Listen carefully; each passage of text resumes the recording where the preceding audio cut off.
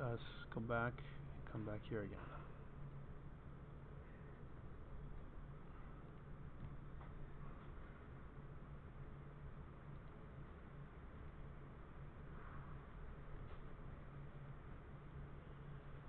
All right, we're back. We are COMP305. That's Game Programming 1 at Centennial, and it's in the fall 2019 semester, and it's Lesson 3, Part 1. We're talking about some more MailPilot stuff continued. We did have that problem that we're going to resolve this week. Not that difficult to solve, but I want to talk about that. So far, our game kind of looks like this. A little example game that we made. Kind of flows, and you can see that things are going down. And what happened to my island? So my island is here, but looks like my island is resetting properly, but yet it's resetting in a place where we can't see it. You see it? So how to fix that? Remember that our island also has something called order and layer. So we can change that order and layer to 1, which brings our island visible. That's the first thing. So we have to check that out. So there's my island. It's resetting in a random location every single time. This is good. Alright, so we've got our island, we've got our oceans, and now I'm going to bring in a cloud. And the cloud is going to go back kind of in the same vein as we did with the island. However, there are going to be some changes that you're going to see. So let's go back to our textures. I'm going to bring in the cloud by dragging and dropping it in. There we go. And again, it's going to be a larger item. Cloud really should be above the ocean and above the island. And there's also going to be a plane, our player, that's going to, the cloud is going to be on top of, right? So it's going to be ocean 0, island 1, player 2, cloud 3. So let's make this cloud order and layer 3. There you go, there's the layer. The cloud is pretty darn ugly, okay? And I did this on purpose, and there's a couple of reasons why. One, it's a good idea to try and replace this. And two, can we think about ways of making this cloud more interesting? And the answer is, yeah, there's a number of ways. One, I want to make the scripts. I want to make a new cloud script. So I want to create a new C# script called Cloud Controller. And when I double click the Cloud Controller, I also already have a copy of the Island Controller. And all I want to do for now is just copy everything I have in my Island Controller inside the Cloud Controller. But now we're going to see some, or quite a bit of, redundancy. And we're going to see the same code over and over again. This is bad. Right? When we see code that we're repeating, this is usually a good indicator that something's wrong. There's something we can do to make this better, right? One thing I noticed for sure is my random range. So the cloud's going to have the same idea, random range from some place to some place, and also just like the island. But I also want to give it a random vertical speed and horizontal drift, right? So I want to be able to give that too. And now we're talking about lots of randomness. Yeah. Also give it a random scale. All kinds of stuff, right? But lots of randomness. And this leads me back to a lot of these values that are being hard-coded. Hard-coding values like this is bad. It's not as reusable. And so let's talk about ways of making this better. So one way that I always think about it is I want to create a utility class. I want to create a utility class called boundary. Okay, so let's do that first. So I'm going to go back. I'll make a brand new C# script. I haven't attached my Cloud Controller script yet. Okay, so right now, let's just put my cloud off screen. And I'm going to try and test this first with my island, right? Again, cloud, you see the cloud itself. There's no Cloud Controller yet, okay? But let's talk about this idea of a boundary. So I'm going to make a new C# script. And the new C# script is going to be called boundary. Okay? I'm going to make a couple of these. So boundary, and this is what we talked about before, is something I don't want to make it a monobehavior type class. So let's get rid of monobehavior. So if you notice, it's inheriting from, that's what the colon means, inheriting from monobehavior. Let's get rid of that. And when I do that, I don't need these anymore, because start and update are absolutely useless for non-monobehavior type classes. So this is what I want to do. I want to have a set of properties that I want to be able to track, right? That I can always track. I also want to, put my boundary class in something called a namespace. And you guys should know about namespaces, but let's put it together. So let's use a namespace. We'll call it the util namespace. And what the namespace does is it compartmentalizes our utility classes into another location, where what we can do is we can say all of our utility classes are going to be in the util namespace. Okay? So right now you see boundaries there. What I want to do with boundaries is add a bunch of parameters. Here's one. So I want to make a public float, and I want to use the kind of the web-based kind of idea, which is whenever you talk about boundaries, you look top, right, bottom, and left boundary, right? So we're going to do that. So top boundary, right, public float, right boundary. In fact, we'll just call it, because we know it's boundary, we'll just make it top right, because that makes more sense. Top right, bottom, and left. So this keeps track of all these boundaries. Okay? Are you with me so far? Now you'd be forgiven to think that you need a constructor. So imagine normally what we do is we make a boundary constructor, right? We make it public as well. So you make something like this. And maybe what you want to do is follow me here. You don't have to do this yet. Just watch. So maybe what I would do is also put in some other values in here so that the constructor can take a float that's top, and maybe I'll set a float top of 0.0f and a right and so on. And then what I'm going to do is at the bottom over here, I'm not going to continue this. At the bottom I'm going to say something like top is equal to top, right? I'm going to keep doing that all the time. And that would be normal for a C# class because I need to instantiate this boundary class. However, not so in Unity. In Unity you don't need to do this at all. In Unity you're using C# as a scripting language. Okay, so keep that in mind.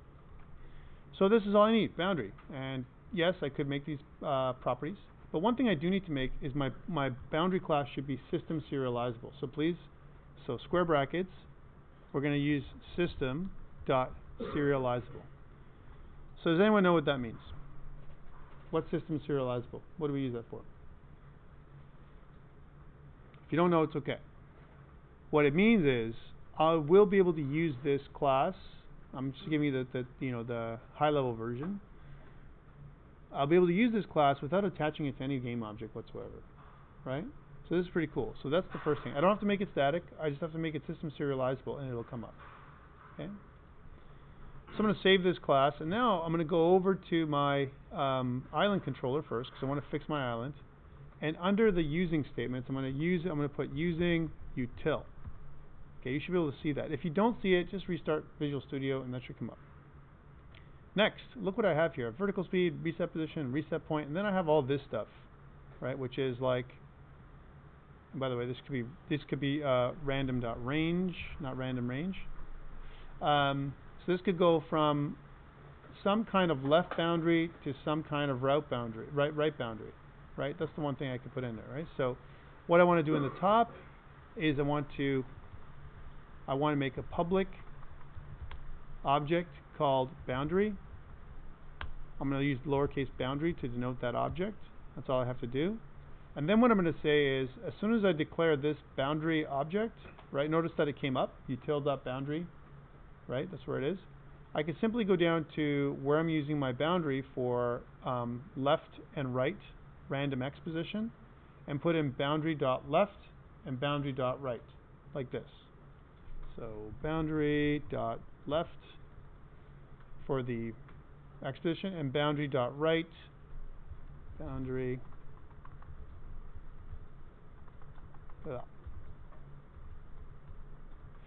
Yes? Scroll back up. Yep, absolutely, sorry. I had to restart. Yeah, sorry. So it looks like this. Boundary, I didn't change these. Boundary. Yeah, I'm just calling it boundary. So boundary is the class name and lowercase boundary is the object name. Okay, that's all I'm doing. Where was the change? I just added line 12. I just added that in, No, it's down below. and then scroll down. If I go to line 44 or thereabouts, I'm changing it from random range, random.random range to random range, and then boundary.left and boundary.right. So what this does is it makes it less hard-coded. I can actually put it in the editor, which is what I want. Okay. Also, notice the reset position, right? The reset position really is the top boundary. That's what that is.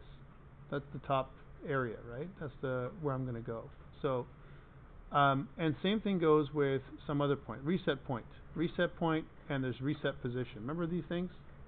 Reset point, reset position. Well, what reset point is, if you look, right, is -2.71, and reset position is 2.71. Guess what? I don't need these anymore. right? I can in fact use boundary dot top and boundary dot bottom. So again, going back to reset position, let's change this to boundary dot top, and then reset point is boundary dot bottom.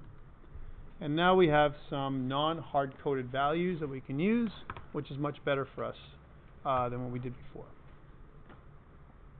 All right, so first we need to check to see if this is right. So let's go back to our code, our Unity, and we can go back to island. Let's take a look at island, and you can see now that we have a little boundary arrow, and if you expand boundary, you can see there's some values here.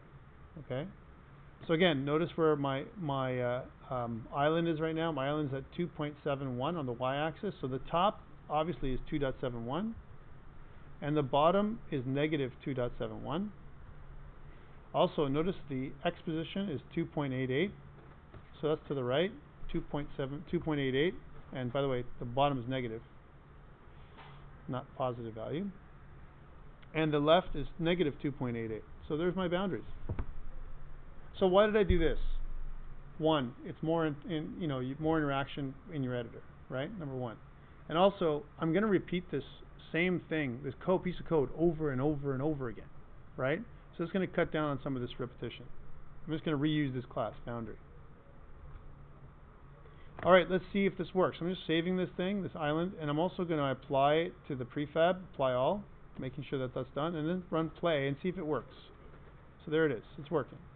Right? You can see that I'm getting slightly different values. I still got my problem with the crease, but this is good. Right?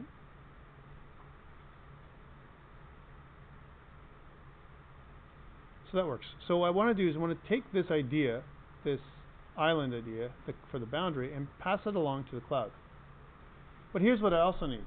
For the cloud, it's very similar to what I'm going to do. I'm going to use boundary too. But I also want to have a variable speed. I want my speed as I come down to have a maximum speed and a minimum speed. So it's not quite like boundary, right? I could use the boundary class, but I'd rather use the speed class or velocity class. Call it whatever you like. I'm just going to call it speed, and I'm going to program that as another C# script. So I'm going to go create new C# script, and we'll call it speed. There we go.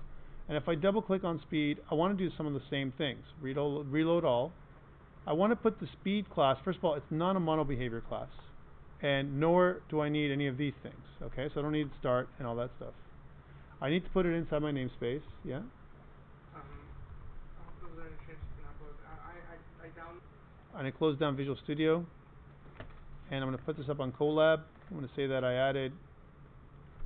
added util classes, boundary, and speed, published to Colab. So then I have my Colab backup. I always want to do that before I close off Unity. Okay, and when I've done that, I can close off Unity. Remember, for Visual Studio, for me to do GitHub, I need to close down Unity and Visual Studio to do it properly. So I'm going to go back up to, well, maybe not Visual Studio. I'm going to back up to my command line this time. So instead of using git kraken, I'm going to use my command line. So there's my command line. And I'm going to bring up my project. So I've got Unity projects on my desktop. So I know where it is. And my Unity project is 2B. So I'm going to say cd space, and then I'm going to drag and drop from my file explorer onto my command line like this, which allows me to get the path without me having to do any typing. Then I press enter. So again, cd means change directory, and then I press enter and I'm in there. Then I can just simply do all my commands. Git add dot, which adds all the stuff to my Git staging area. Right? So it says, hey, select all the files that have changed that I'm tracking and put them into the staging area. And then my commit, git commit -m for message, and the name of the message, which is added, same kind of message as before, which is added util classes. That's enough. Cool, so I've got my commit, and if I want to look at my remote, I'm just going to clear the screen here. If I go git remote, you can see that my remote's called COMP305 F2019 less 2B. I could have called it origin, but that's fine. So I'm going to say git push would be enough. And what this will do is it'll push to my COMP305 F2019 lesson 2B remote, which is on GitHub. And now you should see it on GitHub, John. Yeah, hold on a second. Thank you. Okay. So I'm opening up Unity again. So I'm going to go back to Unity Hub. I'm going to open up Unity again. So here it is.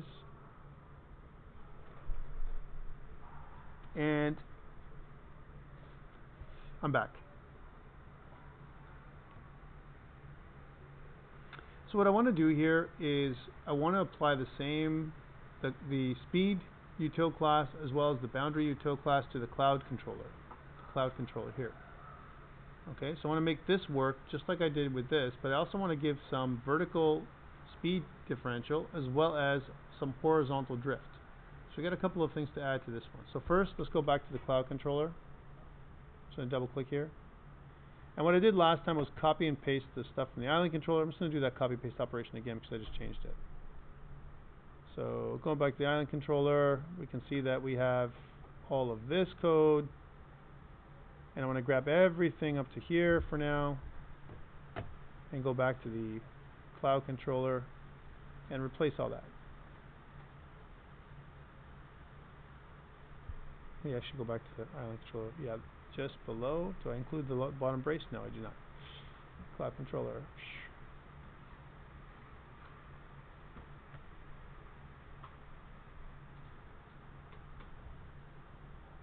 Alright, so what this did was it changed boundary, but the reason why I can't find boundary is because I'm not using util, which will make that work, right? Because it's in the util namespace, I just put that there. And now we have everything to make the cloud controller work. The same as the island controller though. It's exactly the same. So let me show you how that works. So again, all I need to do now, it's really identical. I can take the cloud controller, the cloud itself, and drag and drop the cloud controller on top of it, like this.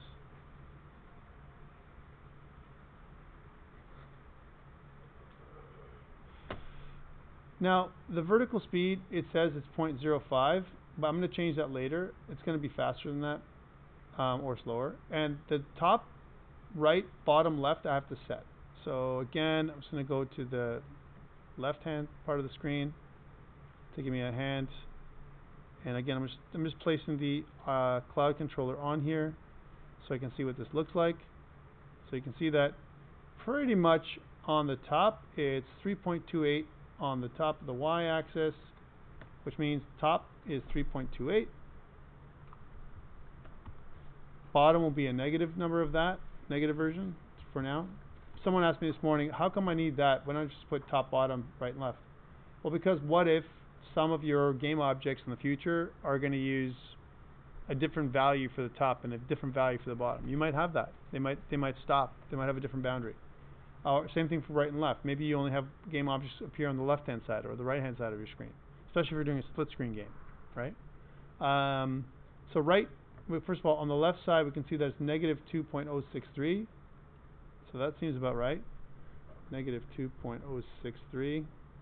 And the right is 2.063, just the opposite, or the reciprocal. 2.063, there we go. And that should be enough for me to run my cloud. Let's just run it and see what happens. So if I run it, you can see my cloud is here, and it's going to appear in random locations, but it's operating at the same speed as the ocean, which looks pretty chintzy.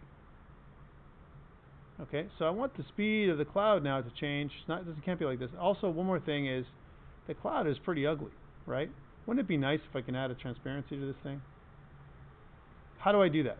So again, anyone have an idea what they would do?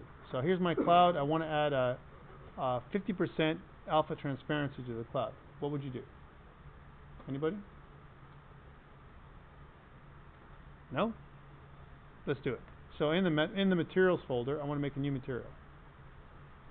So make a new material. I'm going to call this the cloud material. Under the shader, and that's the program that's actually running in the background that basically makes the cloud appear and act the way it does. It's a shader program actually. If I kind of pull this down, there's one that says sprites. and there's default. I want to use the default sprite. So that's what this is. Sorry, I just want to make sure I'm cool here.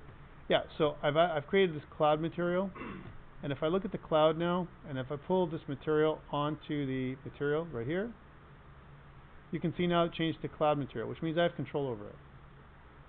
So what cloud material is, remember what a material is it talks about the object's shading and the way it affects the texture. The shader affects the texture. The shader is a program, and it goes through the graphics pipeline, right?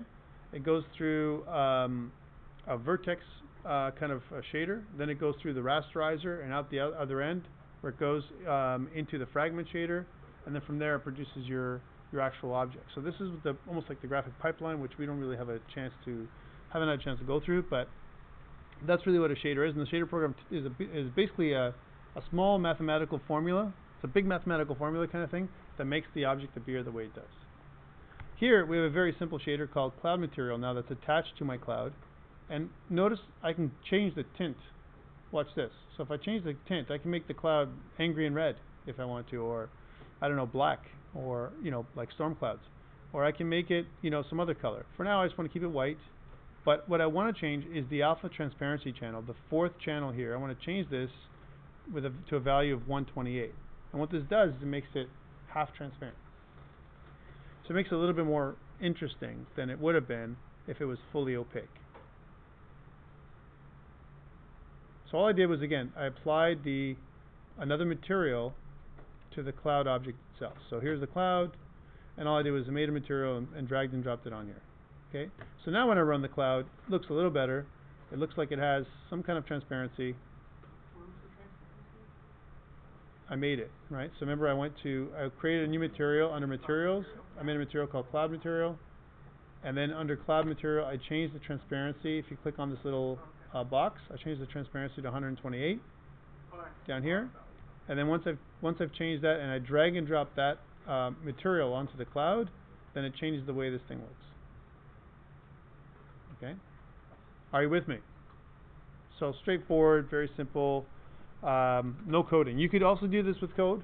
You could also attach a material and then change the transparency by yourself, change the alpha value, but we don't need to do that. Alright, fantastic. So I've got this going, but you know what? I really like a speed that's different than this. So I'm going to go back to my scripts.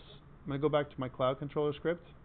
And what I want, not just the vertical speed, but I also want something called horizontal speed. So now let's just get rid of the value for the vertical speed completely. And what I want is a public float horizontal speed, which we may like to make private later. I also want to have a speed value, so I'm going to say public speed, which we're going to call, and again there's going to be two of these. One of them is going to be called, it's the horizontal speed range that I want, right? So we'll call this the horizontal speed range, and we'll do another one with the vertical speed range. Okay, so horizontal speed range, then your final horizontal speed, followed by your horizontal speed, these two things. I also want to serialize these, so I want to serialize fields for both this one and this one. Now I'm doing this for a couple of reasons. One, it's not a standard float, integer, string, whatever, right? It's my own. It's called speed, right? And I want it to appear on my editor, all right? In fact, a lot of times to make sure it happens, I also want to serialize this one. Okay, I don't need to. Serialized field also allows me to make private values here, put private values here instead of public, and it'll still appear in the editor. Okay. Other things that I can do, and this is something that we have to think about, is that horizontal speed and vertical speed, this is all speed, and this is the boundary. So what if I want to create a header, and in the header I want to call this speed values. So what the header does is it changes the editor, so it shows speed values inside the editor. Okay. If I save this now and I go back to my cloud, You can see in the editor here I got something called speed values. See, it's high. It's a black kind of or a bolded area. I've got my horizontal speed range, my vertical speed range, and my boundary. Notice that I don't have a value for min and max, right? Min and max. And I think what I want to do is I want my minimum value for my speed, for my horizontal speed, to be the speed of the island, right? Or the ocean. So that's what I want. I want this 0.05 to be here. And then what I want to do is I want to say, well, my maximum, right, maybe will be 0.1, 0.1. So it's a lot faster than this morning, 0.10. Now what about my vertical speed? Vertical speed is like drift. That's what it is, to the left and right. I don't want that to be too fast. I want to make that like quite slow. I want to try it out with 0.01 actually. And same thing with, that's the minimum. So that's a negative value for the minimum. And for the maximum, I want a 0.01. So what this is going to do is going to create values that I can use, and you can play with these values where I want to be able to move the cloud to the right or the left. Okay, that's what I wanted to do. Okay, so that's these values. And I want to take this out. I'll make this 0 because my vertical speed and horizontal speed, they're going to be managed by this now. In fact, I can probably get rid of vertical speed and horizontal speed as a public value and just track it privately. But I'll leave it here for now.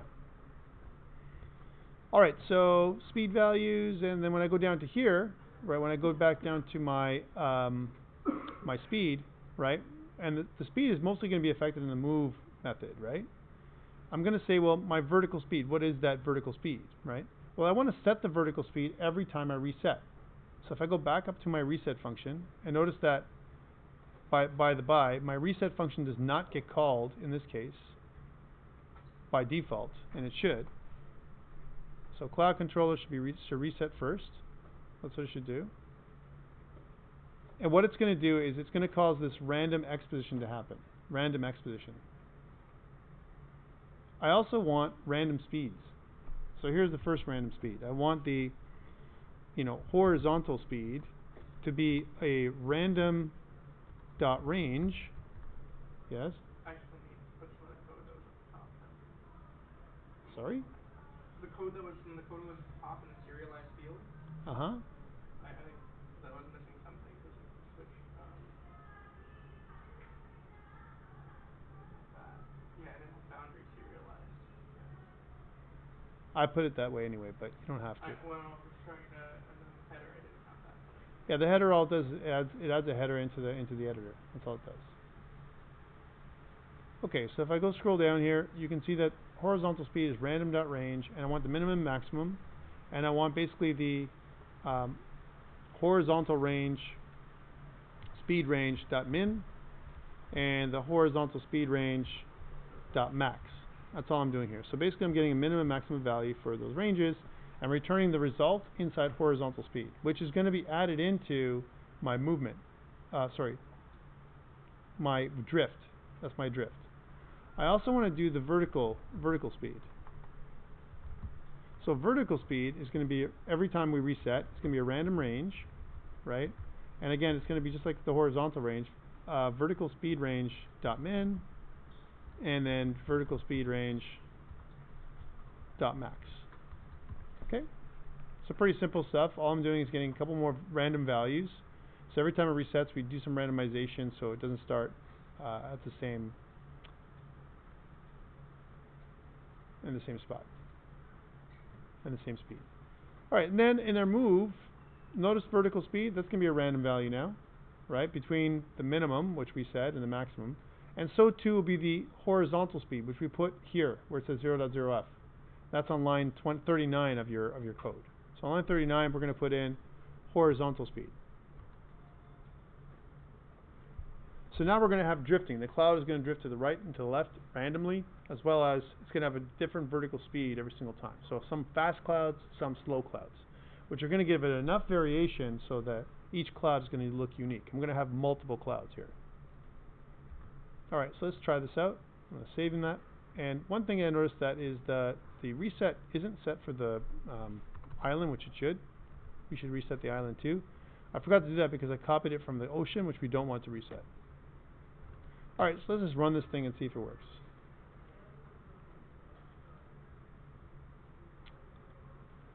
And we got nothing. Why? Because we didn't attach my script to the cloud. Or did we? Oh, we have no values. How about that? So my speed, my horizontal speed here is 0.05, right? And here's my maximum, so this actually should work. Let's see what's going on here. So let's see what I'm getting. Maybe. Minimum is minus 0.01 min, and max is 0.01. This is good. This is the vertical speed range. Min is 0.05, that's good, and max is 0.1, so these are good. But these values are staying completely the same. Take a look at this vertical speed value and the horizontal speed value. This is the random amount, but they're not being reset. It's just being reset once, and then never again.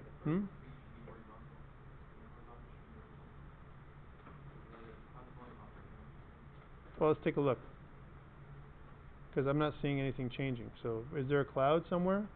Oh yeah, the cloud is continuously going forever. Right here, look. Also, the boundary, the bottom boundary, negative 3.28, maybe what happened was the negative boundary, right? And again, let's try this again. So where is the cloud? Here's the cloud, right? And watch where the cloud goes. Oops, it's over here, right? So the cloud drifts to the left, right? And keeps drifting to the left and off screen. So they keep going forever, right? So why is that? Because like maybe what you said, maybe I'm adding, I haven't modified anything, but I'm adding down here. So for the cloud controller, what's happening is the X is horizontal and the Y is vertical. Here's my horizontal and vertical speed, max, it's going to be randomized. And I really care about the Y component, which is vertical speed. But in my movement, I'm adding both of them. Here's the new position, and I'm changing my current position to the new transform and subtracting the new position. So this should work, actually. Right? And also I'm checking the bottom boundary. If the y-axis goes to the bottom boundary, then it should reset. But it's never resetting because something's moving it to the left all the time. Right? So again, let's think about this. So I got a new vector 2. I'm adding my horizontal speed and my vertical speed, whatever that happens to be, which I'm calculating right here. So here's my horizontal speed, which is a horizontal speed range min to the horizontal speed range max, which is very small values, 0.01. Let's make sure that that's true. Nope. And you're right. It should be the other way around. So this should be negative 0.01. This should be 0.01, and my vertical value should be 0.05 and 0.1. And let's try that again. So again, now we should see the cloud come down. There we go. And some of them are fast, some of them are slow, some of them drift to the right, some of them slightly drift to the left, and you see some variation in speed. Are we good? And you can see the values changing up here. So every time it resets, it kind of looks like this. So this one moves to the right, this one moves straight down, move more to the left. You can see how this is working. You can kind of still see it when it resets, though. The actual cloud? Yeah, at least on mine you can. Maybe your top boundary. You might be able to in the new view. Maybe your top boundary is different than mine. So I don't see it. But however, you know what? What we want to do is introduce variation there too. So the reset position, instead of it resetting back to the top boundary, we'll make the top boundary reset randomly. Let me show you what I'm talking about. Where's the top boundary? Right here, 3.28. In the boundary, 3.28, and negative 3.28 is the bottom. So what we can do is, you want to add variation to that as well. So the transform dot position is the boundary dot top plus some random value.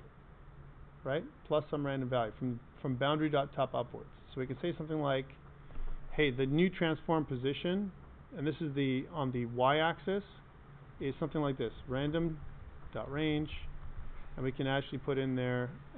It goes from the top boundary, which is the bottom of the range, to, let's say, the boundary top plus 2.0, which is 2 units. And what this will do is it will introduce a variation of reset point. So still we're going to use the top boundary, but we're going to add up to 2 units to it, right?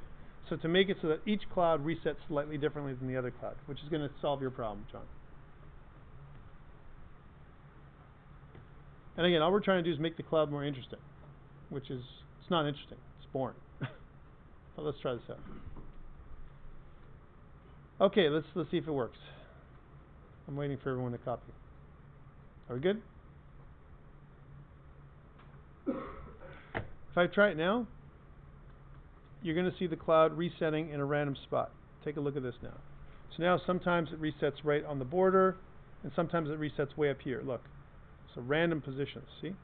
Sometimes right at the border, sometimes a little bit higher than the border, which introduces some different variation in height, reset value, which means that if I added multiple clouds, so let's make this a prefab now. So here, go back to prefabs, and then I just drag and drop it into the prefabs folder like we did before. And if I drag 2 more in there like this, 1, 2, and if I press play, now we're going to have various clouds that are going to come down, and it's going to look like they're, kind of a different scene coming down, right? Different clouds. And you're going to see that in the scene, what they do is they reset at random times in different places, right? So it gives that variation that you're looking for. Okay.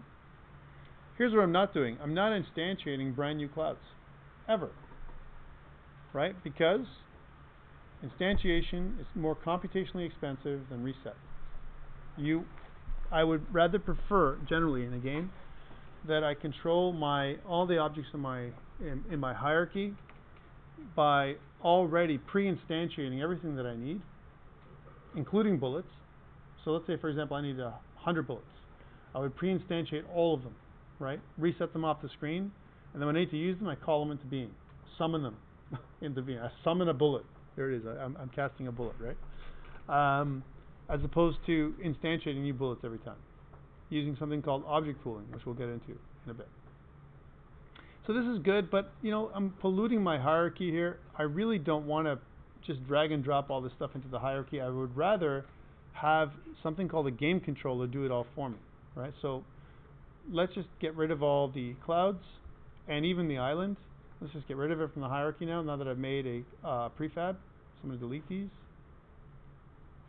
And I'm going to put this up on Colab. I'm going to say that I added a cloud object. That's what I've done. Publish. And now what I want to do is I want to make the idea of a game controller. So far I've introduced a couple of new things. One, a couple of new utility classes, boundary and speed. And now we're going to make something else called a game controller. Now you should know about this from Wallace's class, but this is still a little bit of review. So I'm right clicking here inside the hierarchy. I'm going to make a new empty object. We're going to rename as game controller. Some people also call it world controller. We can also tag this object. We can tag this object as a game controller. In fact, since we're there, right? Let's go back to my prefabs for a second.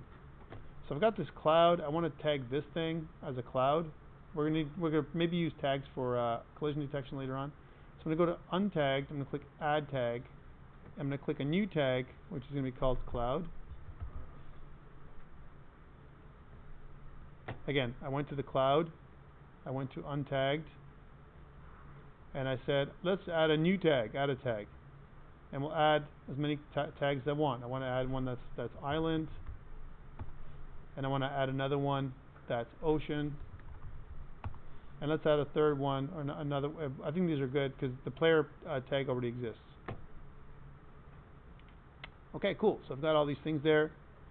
And let's go back to the island. Let's make sure that's tagged as an island.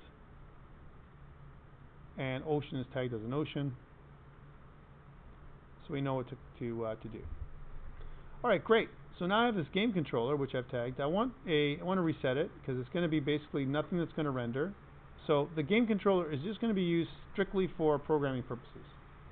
Now, I can't do the same serialized field trick that I did with my other class because here I want this thing to kick off immediately. As soon as Unity starts in this scene, I want a bit of a script to start immediately. And the easiest way to do that would be to attach it to the game controller.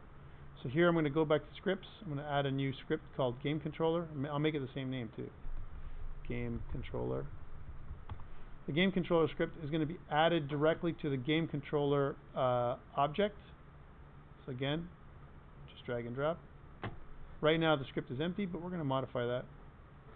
In the game controller script, here we're back in the game controller script. It's still of type monobehavior because I've attached it to a game object. Remember that you cannot attach a script to the game object, any game object, unless it inherits from monobehavior or another class that inherits from monobehavior. Okay? You won't be able to do it. So now I have these two things, start and update. And in my start phase in here, what I want to do is I want to instantiate my cloud, but a number of clouds. So let's set some stuff up. So in the top of my game controller, I want to make a public integer to know how many clouds. So I'll say number, we'll call it number of clouds. Number of clouds. I don't know how many I want yet, but I want a series of clouds that I want to instantiate. And then I want to make a list. So public list of type cloud. So again, but I don't have a cloud class, I have a game object class. Game object. So a list of game objects that I'm going to call clouds. Does that make sense? So again, going back to collections, for those people who did like C#, you know, kind of like programming 1, 2, 3, game 1, 2, or COMP305 programming 2. That's what it is. We talked about collections. I'm making a game object collection because I'm creating an object pool, right? So I have a series of a series of objects that I'm going to name clouds, but they're just going to be basic game objects, right? Okay, cool. So what I want to do is I want to instantiate a number of game objects equal to the number of clouds. For that, I'm going to use a for loop. So I'm going to say for, and then in Visual Studio, just press tab twice. Tab, tab, which is going to make the for loop. And then I'm going to say, I'll call this cloud num, and I'll tab across, and I'll change this to less than number of clouds. So basically I'm saying for cloud num is equal to 0, cloud num is less than number of clouds, this is the condition, then increase cloud num. And what I want to say is, I want to take the clouds object, here's my clouds object, and I want to add, here's what I'm adding, a bunch of clouds. So I want to instantiate, here's the instantiate keyword, a new cloud. But I don't have cloud. I need a reference to a cloud object. And because it's going to be a prefab, I'm going to make an object that I can drag and drop up here. So this is a good place to put a, again, header. And I'm going to call these scene game objects. It's almost like a collection of scene game objects. And what I'm going to do here is the first one is going to be a public game object called cloud. And I also want a public game object, so I'm going to do the same thing with the island, called island. So now that I have a public game object called cloud, I'm instantiating it and I'm adding it to the clouds list. One thing I should do when I start is instantiate the clouds list, because I haven't done that yet. I've only created a container. So I can say clouds is equal to a new list of game objects. I want to do that. This creates the container. This creates the an empty, I'll be okay, container, which is a list of type game object. So it does. This I'm just declaring a list, but I haven't instantiated it until, or I haven't created it until I do this. Here I'm looping through a number of times for cloud number, or number of clouds, and I'm adding and instantiating at the same time a bunch of clouds into my list. So why am I doing that? Because this allows me to do things like track the number of clouds that I have. I can also turn off and turn on different kinds of clouds when I want them to, and I can do that in an order lots more control, and we can talk about how more useful it is when I use this for bullets. So again, all I'm doing is instantiating a number of clouds here, and then finally I also want to instantiate my island.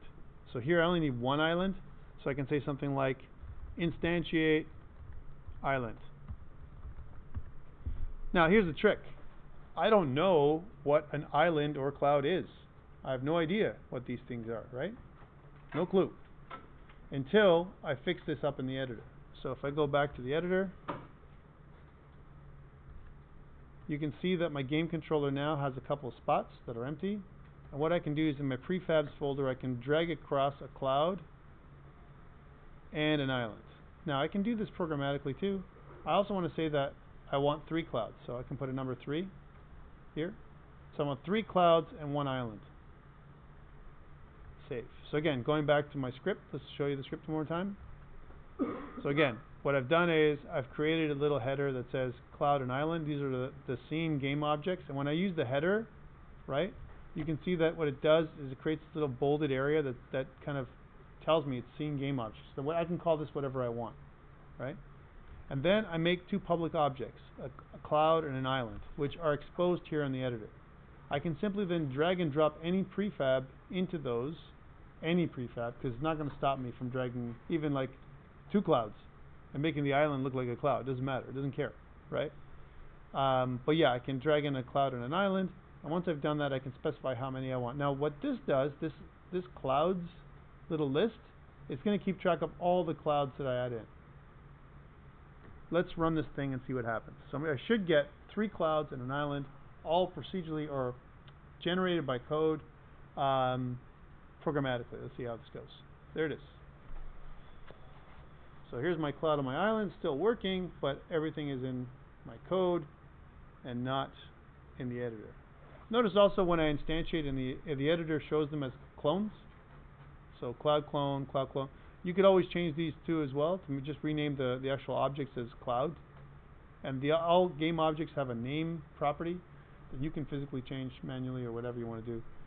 If you really wanted to change this, especially when it comes to something like collision detection, if you wanted to use the name property for collision detection as opposed to the tag property. Alright, so this works pretty good. And you can see that I have just this little script here. Are you with me? John? I am. My computer's not. Oh. I have errors that I have no idea. Hope we're going to take a break. We will take a short break. Alright, so yeah, so this is running right nicely. And the last thing I want to do before we take a break, again a short break, is I want to add a player. So one thing to note is, I mean, I have a very simple game right now. The rudiments or the beginnings of a game, let's say, right? Have some moving object in the background. And by the way, my game controller is going to be used to help me get information about my oceans. For example, I could tell the game controller that I have 2 oceans, Ocean 1 and Ocean 2. And depending on which one it is, I could say that, hey, you know, when Ocean 1 resets, you know, kind of make sure that it resets on top of Ocean 2. Where then game controller is going to be the vehicle that I'm going to use to share the information of where the oceans are, so we won't have that gap anymore. Okay? As an offset, as opposed to the way it's working right now. But what I want to do right now instead, because I want to get this game going, is I want a player. So I want to go back into the textures, and I want to grab my little plane, not plane 1, 2, 3, just plane, and grab it and just drag it in here. We'll rename this thing player. We'll also change the order and layer to 2, so we can see it. Okay, so it'll be on top of the island, but underneath the clouds. Right? That's what it's going to be. So again, order and layer, your ocean should be 0. Your island should be 1. Your plane or player should be 2. And your clouds should all be 3.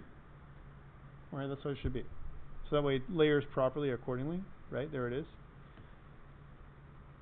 One thing we can do for my sprite, right here, this thing, is, again, I want to position it properly. So I want to take the position of the plane, And let's just make the, by the way, if you ever get something that looks like this can be rather annoying, this little thing here. You can turn them off, because that's just, these are just gizmos. You can turn off. You can also make them smaller, so 3D icons or the gizmos, you can make it so much smaller so you can see your objects. See, I can make them bigger, like really big, or I can make them much smaller. So we don't need to be that big, this can be small enough. Alright, so what I want is I want to take this plane and I want to move it down to approximately where I think it's right. I think the plane should be probably hovering right here. And what I want to do with it is, I don't want to give my plane any vertical control. It's just going to go right and left. That's all it's going to do. Because this is the kind of scroller I want to make. Now your scroller might give your plane a little bit of range. Like maybe you want to give it a little bit of vertical range where as it moves forward and back. Or if you're doing a side scroller for assignment 1, maybe you want to just make it vertically. No horizontal control, just vertical control up and down. With no horizontal control at all. Right? Because otherwise the game becomes a little easier. Right? When you allow yourself to move all over the screen. Right? So here I want to lower the plane down, and I'm choosing a number of negative 1.9 to do that. Negative 1.9. Okay, that's where my plane's going to sit. And I also want to make it so it's zeroed out on the x-axis, so it starts exactly in the middle by default. I can capture these values later. For now, this is where I want the plane to be. All right, I need a plane controller. So I'm going to go back to scripts, and I'm going to right-click, and I'm going to add new C# script called player. We'll call it player controller, actually, because it's a player. And I'm going to drag the player controller on top of the player, just like we've done in the past. Here's the player controller. Now, question for you guys. I want to be able to move my plane, my player, with my keyboard, but I also want to have options to use my gamepad or the arrow keys. What do I do? I know what to do, but I'm asking you guys what to do. Use an axis. Yes. And the one I want to use, if you go to Edit, and if you go to Player Project Settings, you're going to see that it has a built-in input manager. Unity has an input manager right here, and you can see that there's horizontal as well as vertical axis. So notice the horizontal axis, right, does this. The negative button is the A, the positive button is the D, right? As well as the negative button is the left arrow, the positive button is the right arrow. By the way, you can take these away if you want, or change them to something else. As well as, you can also use motion from your joystick to go left and right, or up and down, all right, from the left joystick. So, lots and lots of control for horizontal. And the same thing goes with vertical. Vertical, if you go, it goes up and down, or S and W, or it uses the joystick to go up and down, right, on the x-axis. So again, really cool stuff, right? I mean, it does everything, and it once you plug in your gamepad, you know, as an example, then you have gamepad control instantly. There's nothing for you to do. Now this, guys, I have to warn you, is for only one gamepad. Okay, if you have multiple gamepads, you have to change the input manager to accommodate both. But notice also we have horizontal and vertical twice, and they're in here for to support 2 controllers. All right, so they're 4. Okay, great. So I have my horizontal and vertical, and what I want to do is I want to use them. Now, Josh mentioned input and some kind of axis. And the way it would work is like this.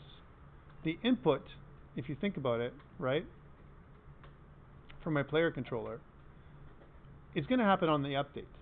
So every time the update hits the player controller, what's going to happen is, you know, I want it to poll the input. Now, we could also create an input manager. For now, we're not going to do that. We're just going to use some kind of update. It would be nice to have a separate class, or a separate method to do this. So let's do this. So we'll make a new method called move. So public move method for now. And my move method, I want to call the move method every update. So here's my method.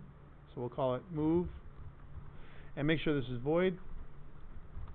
And what we're going to do here is we're going to say this. We're going to say if, here's the statement, if input dot get axis, remember we said axis? And then we want to move horizontal only, right? Not vertical. So we're going to use horizontal. We have to actually type the word in there, horizontal. If this axis is greater than 0, right? And what this does, by the way, if it's 0, means it's not being pressed. If it's greater than 0, it means I'm trying to go to the right. If it's less than 0, it goes to the left, right? Then, if this is greater than 0, then what I want to do is I want to move my object, my player object, to the right. And for now, I'm not going to use velocity. I'm not going to push it to the right. I'm just going to reposition it to the right for now. Okay? Maybe when we do our second game, which is a platformer game, we will use physics. We'll push an object to the right and left as opposed to reposition it. Repositioning and pushing are two different things. Okay? So here, I want to use my transform. And just like I did before, I want to say that my transform.position is going to change. However, we know that I can't do something like this, plus equals to a new vector to object, right, where I'm passing in some kind of values, right, where the value for this object is going to increase by some speed, right? For example, I don't know what the speed min and speed max is. By the way, speed min, if you think about it, to the left, speed max, to the right. So I can use that speed value again, back like I did before. I can use the using statement. I use util. And what I can do is I can establish a new parameter called speed. We'll call it speed, right? And we'll say that we'll add, if I'm going to the right, if it's greater than 0, speed dot max. And then, whereas the vertical is 0. So we're not going to vertically change. However, you notice that when we try and do this, we get this error like we got before because position does not like to have this plus equal happen. So what we got to do instead is we're going to establish a new position. So we're going to say, in this move, we're going to say that vector 2, and we'll call it new position, is equal to the current position, which is the transform.position. Right, so first we do this, we set up the new position as the old position, transform.position. And then instead of doing this, we'll do this at the end. We'll say that the transform.position is equal to the new position, whatever that is. Okay, we don't know what that is yet. But here, instead of doing this, we want to add it to the new position. New position plus equals to this. So kind of a few steps. So why? Because transform.position doesn't like the plus equals. That's why. Alright, so what is it doing? So we're saying when we touch the button to go right, if it's greater than 0, then what we're going to do, and by the way, you can change these values. If 0 is too small, maybe you want to put like a 0.01, something that's slightly more than just 0.0 because then it's too sensitive. You can adjust those later. What I want to do is I want to add a speed vector, right, to the position to move my object to the right. At the same time, I want to do the same thing when I want to move to the left. Now I could use an else, but I'm not going to. I'm just going to change this to less than, like literally less than this, and change this to speed min. And now it's going to move to the left. That's why I put the speed in there in the first place, because I want to have a min max. And this way also, when I go up on the editor, I can put in the speed min and speed max values, whatever those things are. I don't know what that number is going to be, but I'm thinking something around 0.03, 0.02, which is roughly how far the cloud would move when it's tracking the ocean, right? So here's my movement, and I want to do this first. We're still missing something else, which we'll see in a second, okay? So I go back to the drawing board here. Here's my controller. Here's my plane, my player. My player now has speed, but my speed is 0. So my minimum should be a negative. Negative 0.0, let's see, 2. And the positive is 0.02. This is enough, so I should be able to move my player around with my keyboard. Let's take a look. So again, I'm playing, it's instantiating, and I can move my player very slowly, maybe too slow. I'm just trying to see if, oh, I would have got clipped there. Oh yeah, it's real. Oh yeah, I'm dead. Yeah, so maybe it's a little bit too small. And look what I can also do. I can like move off screen, come back. This is cheating, right? I shouldn't be able to do that. I should be able to stop myself right here. I need a boundary check, right? So it's to stop me there, right? All right. So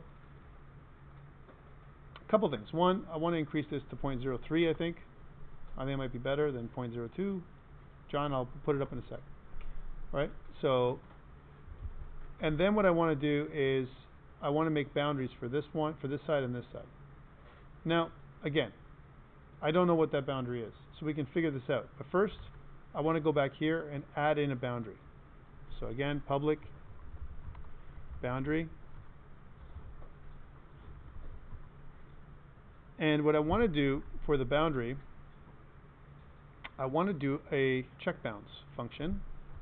So again, it's a public void check bounds. And in the check bounds function, I'm going to say if, right, my transform dot position dot y, the x-axis, if the x-axis, if I'm greater than boundary dot right, I'm greater than, what I want to do instead is I want to set my transform dot position is equal to a new vector 2 object, right, which is going to be at the right boundary.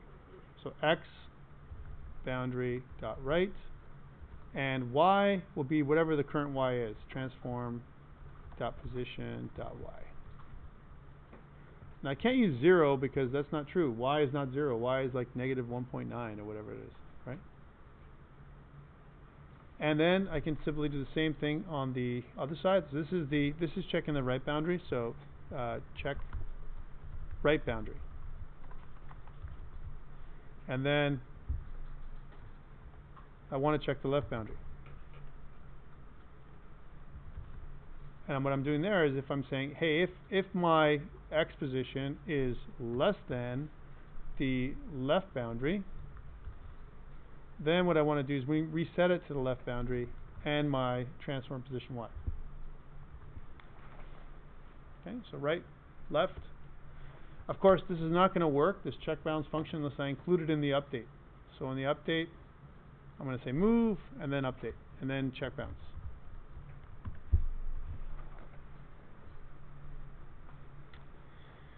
Right. So now this should be enough to get my plane moving and stopping right at the boundary. So plane, boundary right, boundary left, right? And of course I have to set that inside of Unity. Let's go to the editor. So in the editor now I have these boundaries, but I don't know what these are supposed to be. By the way, do we care about top and bottom? No, because the bottom the plane's not going to move. However, here's the thing. If you really want to, and if you're smart, you can set the boundary top and bottom to the same number. For example, negative 1.9. No matter what you do, you can never move that plane around, at all. Not even if it somehow gets hit with a rigid body or something. But for now, we're going to leave it as is. We're going to make it 0, and we can see that the right and left boundaries are all we care about. Let's remember that negative 1.9 for now. And I'm going to move this plane over to see what it looks like when it's on the left. So when it's on the left, it should be something like this, which is something like negative 1.86. And on the right, it's going to be something like this, which is roughly about 1.89. So let's say 1.86 would be the right boundary. 1.86, negative 1.86. So to the right, 1.86. To the left, negative 1.86. Right? And again, you might say, well, why do I need both? Why don't I just take the boundary and then reverse it? But what if you wanted your objects to appear only on the right side, or only on the left side, or only on the top, or only on the bottom? You can do that. And here I'm just going to change this to negative 1.9. Negative 1.9. And 0. Alright, I think we're ready to start now. Let's try this out.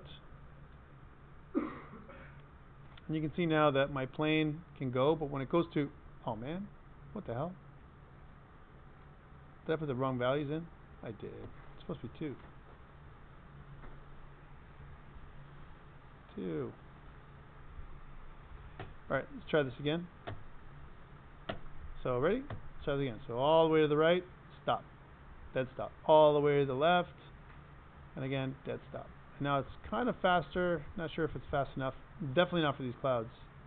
You can see that would be dead. So I'm just using keyboard control here just to show you. Okay, I'm dead. I'm dead. Dead.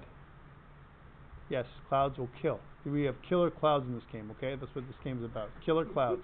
It is. It truly is. These clouds are thunder clouds, right? That's what caused the problem. And I can use thunder, like some kind of lightning effect later on. We can use a particle system, you know, whatever. But this is what the main control is. So it looks like our control speed is really low. To test this speed, to see what the right speed is, we can do it here in the editor. So let's move this double. So let's say 6. It might be too fast. And when I go back to the editor, you can see now that I have a little bit more speed. This might be more manageable. Yes. Oh, dead. And dead. Not as bad though. Definitely not as bad. But the step is pretty big. Dead. 3. Oh, that's dead. These clouds maybe are moving too quick.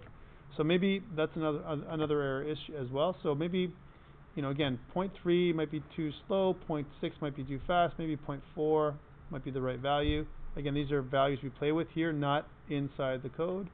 And then inside of my cloud controller, here's my cloud itself. Let's go back to the cloud prefab.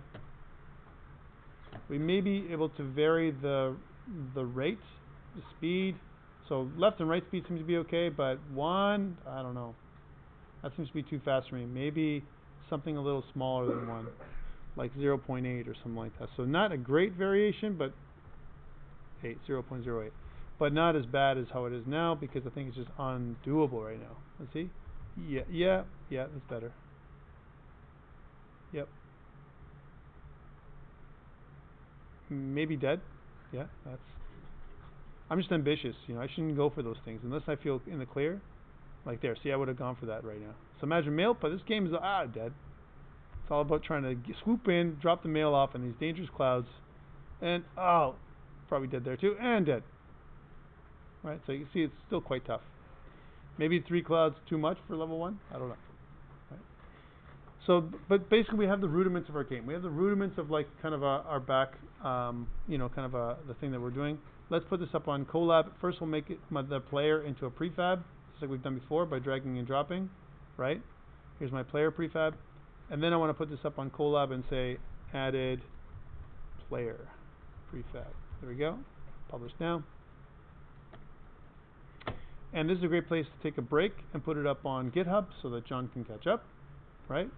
And then we'll talk about things that you could have done differently if it was you. So again, I'm just going to close this off. I'll close this off too. I go to here. I'm already here, so I'll say, hey, let's do the same commands. Okay, so again, what we want to do is git add dot. And then we want to do another commit. So git commit minus m for message, where we want to say added player prefab, and then we'll git push. And that should put everything up on GitHub. Again, you see how fast this is. Like, git cracking is awesome. If you don't want to do command line, I prefer command line. It's really quick, and there's not much to do. There's 3 commands: git add dot, git commit, git push. That's it. Right. So I'm going to stop recording now, and we'll come back after about a 10-minute break, right? And we'll continue on to the end.